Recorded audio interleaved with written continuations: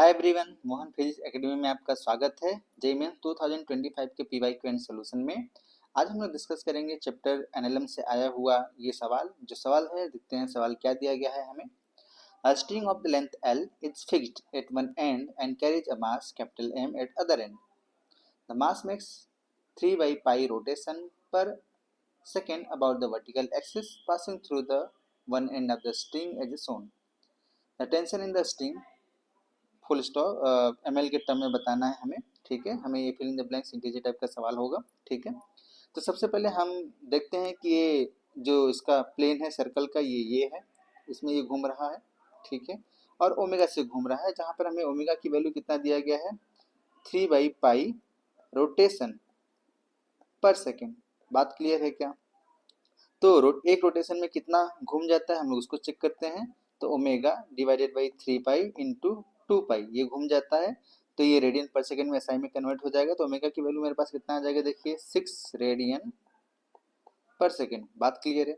अब इस capital M के ऊपर लगने वाले फोर्सेस को ड्रॉ करते हैं। तो मैं इसका बीडी बनाऊंगा और उस पर लगने वाले फोर्सेस को देखता हूँ। तो मुझे ये समझ में आता है कि इस कैपिटल एम पर जो फोर्स लग रहा है वो सेंट्रीफ्यूगल है, बाहर की तरफ इस डायरेक्शन में। और कितना लग रहा है, ये कैपिटल एम, इसका मैं इधर बना देता हूँ, ये कैपिटल एम। ठीक है, और ये बाहर कितना लग रहा है, एम। अगर capital M omega square into R. ठीक है, नीचे कितना लग रहा है, M G, capital M G. बात क्लियर? और वर्टिकल से ये स्ट्रिंग जो कनेक्टेड है जिसमें टेंशन कितना, टी, हम मान लेते हैं। और हमें यही फाइंड करना है। अगर ये वर्टिकल से एंगल थीटा बना रहा है तो ये भी एंगल थीटा होगा। ये यहाँ पे देखिए, ये भी एंगल क्या होगा, थीटा। ठीक है, तो हमने यहाँ थीटा बना लिया। ठीक, अब हमें टेंशन फाइंड करना, तो हम इन सभी फोर्सेस को रिजॉल्व करते हैं। जल्दी से देखते हैं हम लोग इसका क्या होगा रेजोल्यूशन। तो टी का एक कंपोनेंट वर्टिकल में कितना हो जाएगा, इधर टी कॉस थीटा आएगा। ठीक है, और इसके हॉरिजॉन्टल में ये देखें, इधर ये कितना आएगा, T sine theta. T sine theta should be balance by the M omega square. T sine theta is equal to M omega square into are.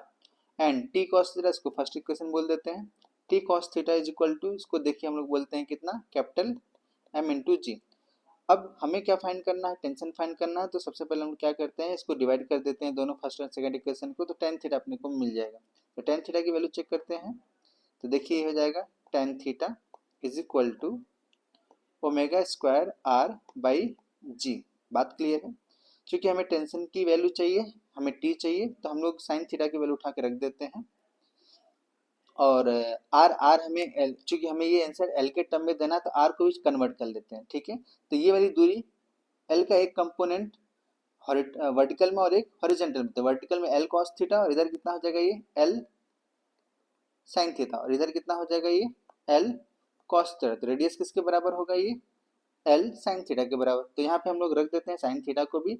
तो मैं ऐसे लिखता हूँ, देखिए omega square into R, L, R की जगह मुझे क्या रखना है, एल साइन थीटा। बात क्लियर है? और ये बाई जी। तो टेन थीटा को हम लोग sine theta by cos theta लिख देते हैं। तो ये साइन थीटा कैंसिल हो जाएगा। तो हमारे पास देखिए क्या बचने वाला है final, one by cos theta is equal to omega square into l by g. तो कॉस थीटा की वैल्यू अपने पास कितना आ गया, देखें, g by omega square into l. कोई दिक्कत है यहाँ तक? ठीक है, अच्छा ये कॉस थीटा की वैल्यू आई। क्या हमें इक्वेशन सेकंड में कॉस थीटा की वैल्यू रख देंगे तो क्या टी पता चल जाएगा हमें? तो इस इक्वेशन को आप पुट 3 इन इक्वेशन 2। बात क्लियर है? देखिए, तो टी कॉस थीटा की वैल्यू है g by omega square into L is equal to capital M into g. तो जी और जी चले गए, तो टी की वैल्यू अपने पास क्या बचा, omega square capital M into L. ठीक है, चूंकि टेंशन मुझे किसके टर्म में देना है, एमएल के टर्म में ही देना है। तो टी की वैल्यू अपने पास कितना है, ओमेगा स्क्वायर। बात समझ में आ रहा है क्या? ओमेगा की वैल्यू हम लोगों ने निकाल रखा है, वो कितना है, 6। तो 6 की वैल्यू पुट करेंगे तो 6 का स्क्वायर इंटू एमएल। तो हमें जो फिर इन द ब्लैंक करना है वो डैश डैश एमएल के टर्म में करना है। तो D is equal to 36 value आएगा, और ये साथ में एमएल कनेक्टेड होगा। ठीक है, तो आई होप ये बातें आपको समझ में आया होंगी। Thank you for watching.